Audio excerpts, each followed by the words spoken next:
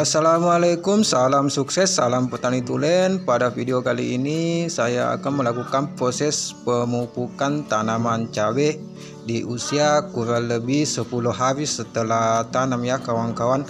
Karena proses penanaman kemarin itu dilakukan selama kurang lebih 5-7 hari pindah tanamnya, dan akhir pindah tanam itu di kisaran tanggal 21-22 ya Desember. Dan proses pemupukan yang saya lakukan ini tanggal 1 Januari 2023 ya kawan-kawan. Jadi sekitaran 10-11 hari setelah tanam.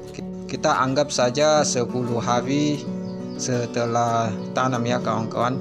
Jadi untuk pupuk yang saya gunakan itu NPK Ponska yang masih subsidi ya kawan-kawan. Kawan-kawan ketika memupuk cabai bisa bebas menggunakan pupuk apa saja dengan kandungan majemuk ya, ada N, P dan K-nya.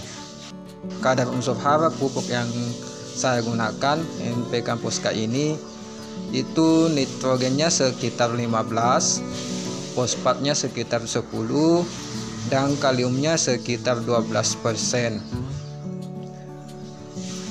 Dosis yang saya gunakan untuk NPK Ponska di pemupukan susulan pertama itu 1 kilo 250 ml untuk kapasitas kurang lebih 4.500 tanaman. Dan pupuk yang kedua yang saya gunakan itu mikroorganisme lokal ya, atau pupuk biohayati, yang mana pupuk ini saya buat sendiri ya kawan-kawan.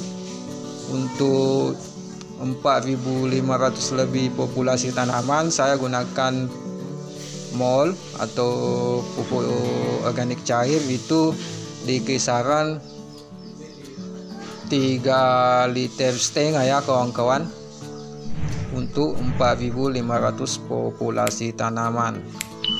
Untuk memudahkan kita dalam proses pemupukan nanti, kita takar menggunakan gelas ya kawan-kawan, air pupuk NPK Ponska-nya sama air POC-nya.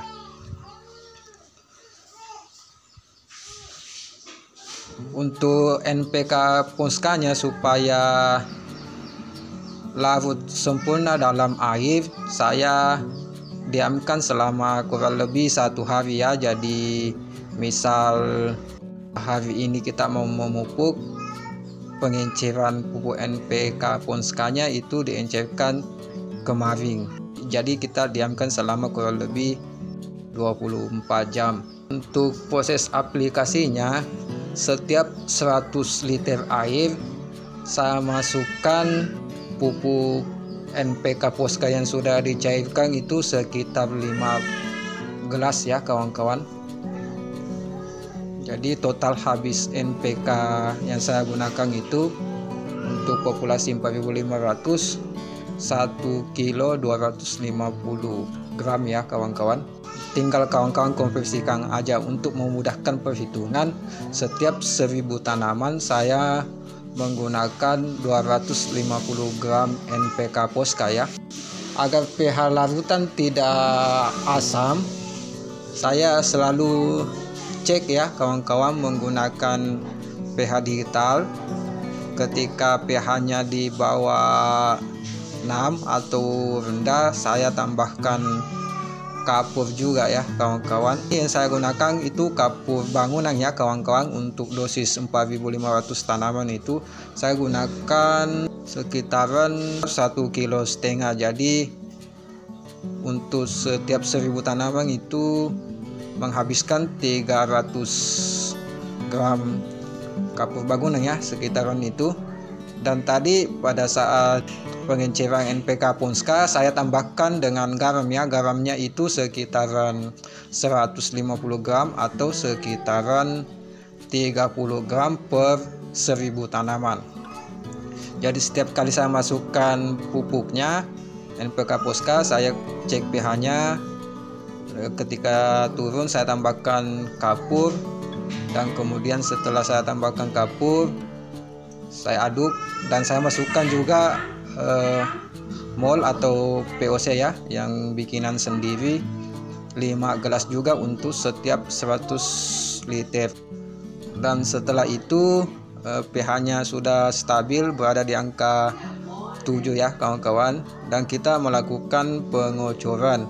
Pengocoran itu setiap satu tanaman saya kocor takaran gelas kecil yang sudah saya ukur dengan volume 75 ml per tanaman.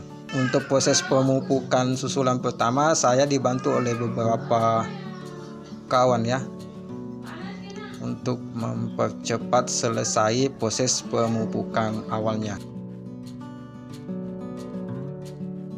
Jadi tanaman cabai saya masih kecil ya, masih kerdil, karena pada saat pindah tanam itu kerdil di persamaian, pindah tanamnya masih kecil.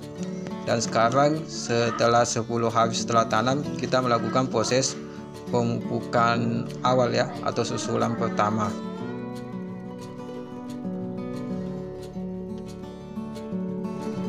Dan setelah pemupukan awal ini, karena ini dilakukan di tanggal 1 dan sekarang sudah tanggal 8 ya, tanggal 8, di tanggal 1 sampai tanggal 8 itu karena tidak ada air hujan yang turun, jadi terpaksa saya melakukan penyiraman.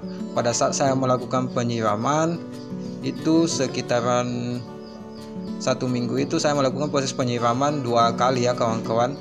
Setiap saya melakukan proses penyiraman, yang penyiraman pertama saya tambahkan dengan pupuk hayati ya kawan-kawan, kemasan pabrikan, dengan tujuan itu lebih kepada mengarah kepada pembenahan tanah ya, atau memperbaiki ekosistem yang ada di tanah dengan penggunaan pupuk hayati pabrikan dengan beragam mikroba ya kawan-kawan di dalamnya, baik itu trichoderma, mycorrhiza, dan beberapa mikroba pengurai lainnya, atau beberapa mikroba penghasil fitohormon dan lain-lain. Dosisnya itu sekitaran 350 ml per 4.500 lebih populasi tanaman ya kawan-kawan. Dan untuk pengocoran keduanya saya menggunakan kapur bangunan dengan dosis 3 kilo lebih ya kawan-kawan. Jadi selama pengocoran atau pemupukan dari susulan pertama sampai 1 minggu setelah pemupukan pertama itu saya habiskan kapur bangunannya itu 5 kilo semuanya ya totalnya. Proses pengocorannya seperti ini ya, kita kocor di lubang tanam atau pangkal batang ini biar tersiram daun tanamannya itu tidak jadi masalah ya kawan-kawan, tidak bakalan terbakar karena dosis NPK nya itu lumayan sangat sedikit ya, karena cuma menggunakan lebih dari 1 kilo per 4.500 tanaman. Oke, barangkali cukup sekian apa yang bisa saya sampaikan. Untuk lebih dan kurangnya mohon maaf. Sampai ketemu di video berikutnya. Wassalam.